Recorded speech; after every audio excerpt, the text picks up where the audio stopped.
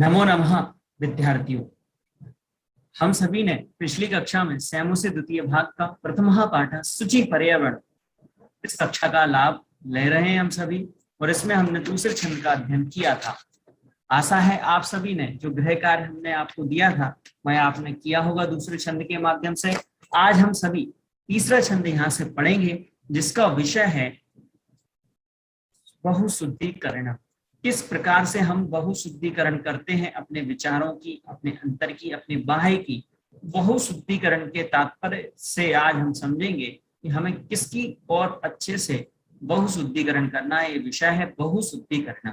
लेकिन उसके पूर्व आपको याद होगा हमने आपके लिए कुछ प्रश्न दिए हुए थे। आज हम उन्हीं प्रश्नों के आधार से पहले प्रारंभ करेंगे। आपने आशा है लिख लिए होंगे, नहीं लिखे हैं तो कोई बात नहीं विद्यार्थियों, आप यहाँ से देख करके पुनः इनको सुधार लीजिए। सबसे पहले देखिए, पहला प्रश्न आपकी स्क्रीन पर आपको दिख रहा है। क्या लिखा हुआ है? एक पद में, एक वाक्य में आपको इसका उत्तर हमने लिखने के लिए कहा गया था। कवि कत्र गंतुम क्षति।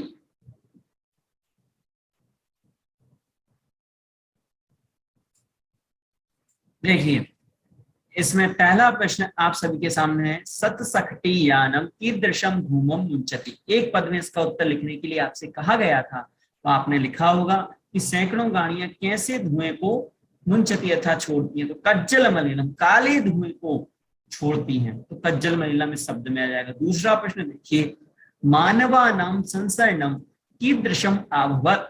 आप सभी देख रहे हैं ना अच्छे से। एक पदे उत्तरम लिखा, तो एक पद में भी इसका उत्तर लिखना था। अगर एक वाक्य लिखा होता तो कीदृशम शब्द के स्थान पर हमें कठिनम लिखना था, और ये मानवा संसरणम और अभत आगे पीछे लिखना था। तो इसमें एक पद में पूछा गया, तो इसका उत्तर हम एक पद में लिखेंगे। किस प्रकार से? कठिनम। मानवों का चलना कैसा हुआ है? कठिन हो गया है। किसके कारण से? पर्यावरण के दूषित होने के कारण से। बच्चों, तीसरा प्रश्न क्या पूछा था? वाष्पयान माला कथम संधावती। जो वाष्पयान माला अर्थात रेलगाड़ी है, उसकी जो पंक्तियां हैं वो कैसे संधावती अर्थात चलती हैं, दौड़ती हैं। तो इसमें लिखा वाष्पयान माला ध्वानम वितरंती संधावती। ध्वनि को वितरण करते हुए, छोड़ते हुए चलती जाती हैं। तो इस प्रकार से तीन प्रश्न यहाँ पर हमने देखे। चौथा और पांचवा प्रश्न का उत्तर भी हम देखते हैं। आइए, तो चौथा प्रश्न इस प्रकार से था। चौथे प्रश्न में पूछा गया था पंक्तया और अनंतया, अनंता। इत्तनयो, दोनों में, इत्तनयो मतलब दोनों पदियों में, दोनों पदों में विशेषण पद क्या है? किम अस्ति अर्थात क्या है? अनंतः इसमें विशेषण पद है। किसका विशेषण है ये? पंक्ति का। पंक्ति क्या शब्द क्या है यहाँ पर? विशेष से। तो पंक्ति कैसी? अनंत अर्थात बहुत सारी लंबी पंक्तियां गाड़ियों की लग जाती है। तो यहाँ पर अनंत शब्द विशेषण है और पंक्ति का यह विशेषण कहलाएगा। विशेष से अगर पूछा गया होता तो इसका विशेष क्या होता? पंक्तया होता। तो ये भी आप समझ लीजिए। यहाँ पर पांचवा प्रश्न, संचलनम इति पदस्य समानार्थकम पदम चित्वा लिखा। संचलन का आपको समानार्थक पद अर्थात पर्यायवाची शब्द इसमें लिखना था। तो संसरणम, संसरणम क्या कहलाता है? अर्थात चलना। तो संसरण करना अर्थात विचरण करना, चलना, घूमना। तो इसका ये समानार्थक शब्द होगा। तो प्रिय बच्चों, आप सभी ने देख लिए होंगे पांचों पांच गृह कार्य, इनको आप उत्तर पुस्तिका में अच्छे से लिख लीजिए। अब हम आगे चलते हैं आज तीसरे छंद की ओर, बहुशुद्धिकरण। बहुशुद्धिकरण इसका टॉपिक हमने इसलिए रखा है तो इसमें आया है बहुशुद्धिकरण। इस सब प्रकार से हमें अपनी शुद्धिकरण करना, अंतर की भी और बाहर जगत की भी। बाहर जगत की तो हम करते ही करते हैं, लेकिन सबसे पहले हमें अंदर के प्रदूषण को दूर करने की आवश्यकता है। तो इसमें हम बहुत अच्छे से समझेंगे आज कि किस प्रकार से हमारे वायुमंडल में हमें प्रदूषित वायु के कारण से हम दूषित मन हमारा हो रहा है। तो सबसे पहले बच्चों इसका हम यहाँ से वाचन करते हैं। सभी मेरे साथ भी दोहराते जाइए, जिससे आपका भी जो अनुकरण वाचन है वो बहुत अच्छा हो जाएगा। वायुमंडलम विषम दूषितम नाहि निर्मलम जलम उसित वस्तु मिश्रितम भक्ष्यम समलम धरातलम करणीयं बहिरंतर जगतु तु बहुशुद्धिकरणं शुचि पर्यावरणं शुचि पर्यावरणम। आप सभी को ज्ञात होना चाहिए कि जो भी हमने गाया है उसको बहुत संगीत के माध्यम से, चित्रों के माध्यम से भी आपको हमने एक वीडियो के माध्यम से सबसे प्रारंभ में इसको भेजा था। तो जिन लोगों ने, जिन विद्यार्थियों ने इस वीडियो को नहीं देखा हो, तो सबसे पहले तो आप इसके गीत का वीडियो जरूर हमारे यूट्यूब चैनल पर सब्सक्राइब करके देख लीजिए, जिससे आपको बहुत आनंद आने वाला है। चलिए तो सर्वप्रथम इनके हम शब्दों का बोध करते हैं। पहले आप भी हमारे साथ दोहराइए।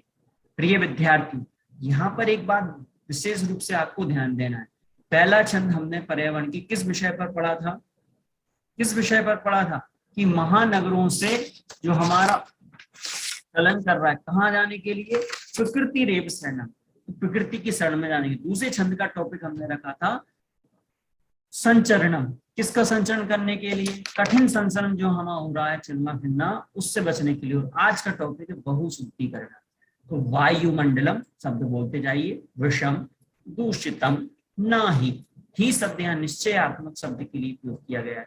निर्मलम, मल से स्वच्छ, जो मल होता है गंदा होता है, निर्मल मतलब स्वच्छ। स्वच्छ कैसा है? जल। तो ये जल का क्या हो गया? निर्मल। यहाँ पर विशेषण हो गया। तो सिद्ध वस्तु मिश्रितम, वस्तु मिश्रित है, उससे अर्थात बुरी है। पक्षयम, उनको खाते हैं। समलम धरातलम, और जो धरातल है वो समल अर्थात इस मल से युक्त हो गई है। करणीयम, करना चाहिए। वही अंतः जगति, इसका संक्षिप्त में हम देखेंगे। तो बहु शुद्धिकरणम, शुचि पर्यावरण। इस प्रकार से इन शब्दों का बोध आपने किया होगा। इसी प्रकार इनका हम सबसे पहले शब्दार्थ या अन्वय के माध्यम से इनको देखेंगे। पहले शब्दों को देख लेते हैं। प्रत्येक शब्द का अर्थ आप लोग भी अपनी कॉपी में लिखते जाइए। विषम, विषम अर्थात होता है अत्यधिकम। अत्यधिकम का हिंदी अर्थ होता है अत्यधिक। दूषितम अर्थात दूषितम, दूषित। निर्मलम अर्थात स्वच्छम, स्वच्छ। निर्मल का हम नि प्लस मलम भी कर सकते हैं। निर्गतः मलम, ठीक है, जो बीत गया है ऐसा मल, ऐसा अर्थात वो स्वच्छ हो गया, निर्मल हो गया। इसका हम समाज विग्रह भी देखेंगे। कुत्सित वस्तु मिश्रितम, अभोज्य वस्तु भी सम्मिश्रितम। अभोज्य मतलब जो खाने योग्य वस्तु नहीं है, ऐसी मिली हुई वस्तु को मिलावटी वस्तु से युक्त, ऐसे शब्द के लिए प्रयोग किया है कुत्सित वस्तु मिश्रितम।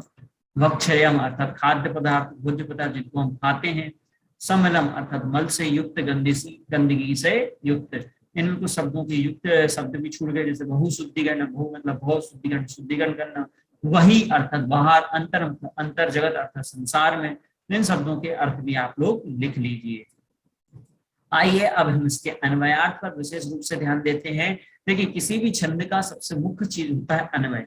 यदि आपने अन्वय को देख लिया, अन्वय को जमा लिया, तो उसका अर्थ बहुत आसानी से आप निकाल सकते हैं। तो सबसे पहले इसमें देखिए अन्वयार्थ।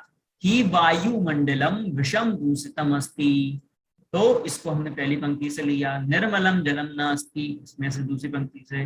दूसरी पंक्ति में देखिए कुत्सित वस्तु मिश्रितम भक्षयम अस्ति, इसका क्रम से देखते हैं। समलम धरातलम अस्ति। इस प्रकार से इसको अन्वय जमा है। जगति बही, देखो ये संधि विच्छेद होकर के इसको लिखना पड़ता है अन्वय को। जगति बही अंतः तु बहुशुद्धिकरणम करणीयम, तो जो करणीयम जो क्रिया थी वो सबसे अंत में आएगी, ठीक है ना। तो इस प्रकार से कर्ता कर्म और क्रिया के अनुसार हम अन्वय को जमाते जाते हैं। अब इसके हम अर्थ को यहाँ से देखते हैं। ही मतलब निश्चित ही वायुमंडल, जो हमारा वायु आकाश मंडल है, वह विषम अर्थात क्या बताया था इसका शब्द का अर्थ? अत्यधिक। दूषितम अस्ति, कैसा हो गया? दूषित हो गया। हमारा जो वायुमंडल है वह निश्चित रूप से कैसा हो गया? अत्यधिक दूषित हो गया है। निर्मलम जलम ना अस्ति, जो जल है, निर्मल जल है हमारा, स्वच्छ जल है, वह नहीं मिल रहा है हमें पृथ्वी पर। और वस्तुएं भी कैसी? कुत्सित वस्तु मिश्रितम भक्षम, कुत्सित वस्तुओं का मिश्रण कर रहे हैं। और ये धरातल जो धरती है वो कैसी हो गई है? मल से युक्त हो गई है। समलम, मल से युक्त हो जाना। जगती अर्थात इस संसार में, वही मतलब बाहर, अंतः मतलब अंतः अंदर, तू बहुशुद्धिकरणीयम, और प्रकार से हमें शुद्धिकरण करना चाहिए। यहाँ देखिए बाह्य और अंतः शब्द की व्याख्या हम अगर करें तो अंदर में और बाहर में, देखो मन हमारा इतना दूषित हो जाता है, बुरे विचार से भी हमारा मन दूषित होता है, उसका भी शुद्धिकरण हमें करना चाहिए। हम प्रतिदिन सुबह उठते हैं, तो सुबह उठ करके सबसे पहले क्या करते हैं? अपने दांतों को घिसते हैं, ठीक है। फिर क्या करते हैं? हम स्नान करने के लिए चले जाते हैं। शुद्धिकरण, किसका शुद्धिकरण कर? बाह्य शुद्धि करते हैं। मल मल करके खूब नहा करके तन के मल का विक्षेप किया।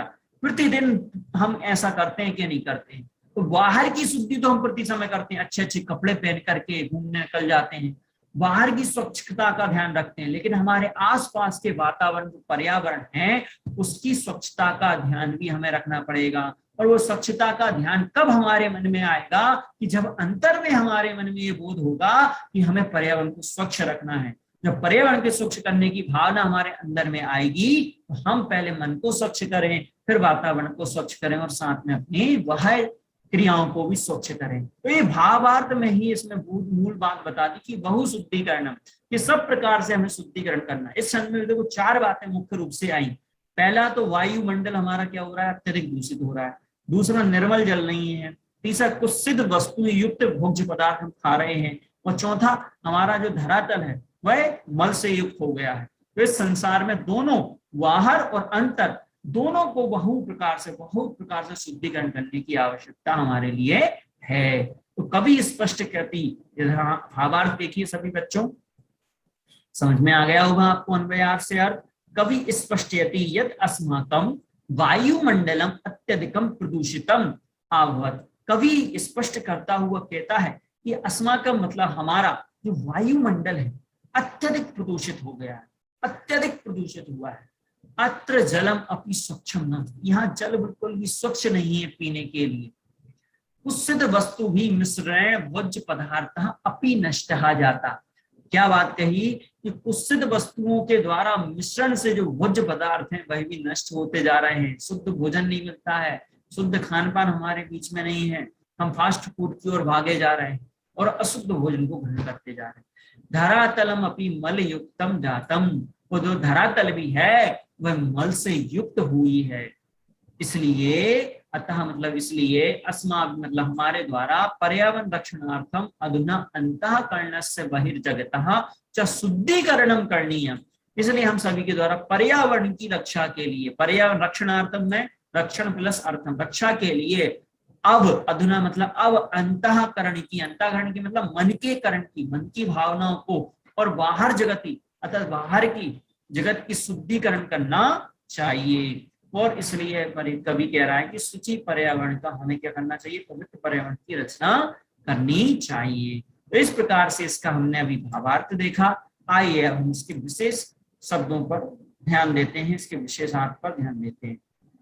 सबसे पहले सभी विद्यार्थी इसको अपनी उत्तर पुस्तिका में भी लिख लें। संधि बहिरंतर जगती का संधि विच्छेद बहि प्लस अंतः प्लस जगती। रकार जो है उसका क्या हो गया? यहाँ पर विसर्ग हो गया, तो इसमें रुक्त विसर्ग संधि हो जाएगी। समास विक्रय देखिए निर्मलम, इसको 2 प्रकार से समास विक्रय यहाँ पर किया है। निर्गतः मलम अस्मात् तत् निर्मलम। एक तो प्रादि बहु समास हो गया क्योंकि इसका तीसरे पद का बोध भी होता है, मल का बोध हो रहा है, निर्गतः, ठीक है, मल से रहित, वह कहलाता है निर्मल। और मलस से अभाव, जिसमें मल का अभाव हो गया क्योंकि इसमें जो निर शब्द है वो उपसर्ग भी है, इसलिए यहाँ पर अव्ययभाव समास का प्रयोग हो जाएगा। मलस अभाव, मल का अभाव। सामलम मलेन सहित, मल से सहित, सा शब्द होता है सहित अर्थ में प्रयोग होता है, इसमें भी अव्ययभाव समास हो जाएगा। प्रत्यय दूषितम शब्द है तो दुष धातु तित प्रत्यय इसमें लगा हुआ है, तहा इसमें शेष बचता है। करणीयम में क्री धातु अनियर प्रत्यय चाहिए अर्थ में होता है, प्रत्यय आपका भूतकाल अर्थ में होता है। तो इस प्रकार से हमने प्रत्यय विशेष के माध्यम से भी इनको देख लिया है। आशा है आप सभी को इसका बहुत अच्छे से समझ में आ गया होगा। एक बार और मैं पुनः इसका अर्थ बता देता हूं कि जो वायुमंडल है हमारा बहुत दूषित हो गया है, निर्मल जल हमें नहीं मिल रहा है, कुत्सित वस्तु हमें प्राप्त हो रही है और उसका भक्षण हम कर रहे हैं, और हमारा जो धरातल है वह कैसा हो गया? मल से युक्त हो गया है।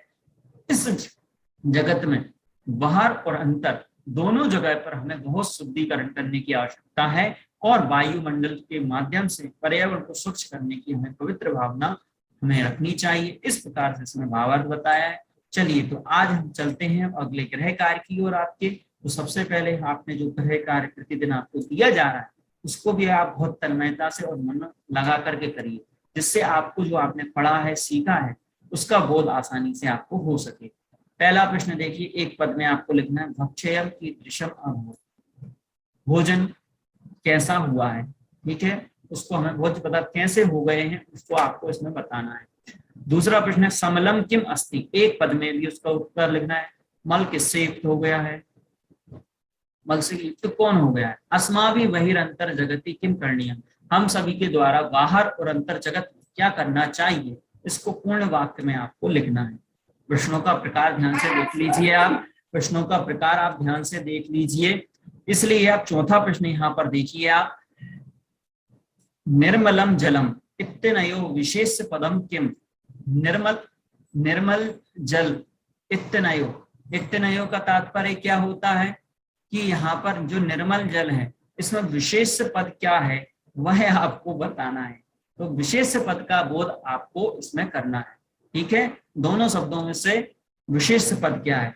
मलेन सहितम इति विग्रह से कृते पद्यान से समस्त पदम किम अस्ति, ये पांचवा प्रश्न आपका दिया गया है। मल से सहित इसका विग्रह के लिए, इसका विग्रह करना है आपको, समास विग्रह सामासिक पद क्या बनेगा वह आपको इसमें बताना है। इस प्रकार से हम सभी ने इसमें छंद के माध्यम से ग्रहकार को देखा और ग्रहकार भी आप अच्छे से करेंगे।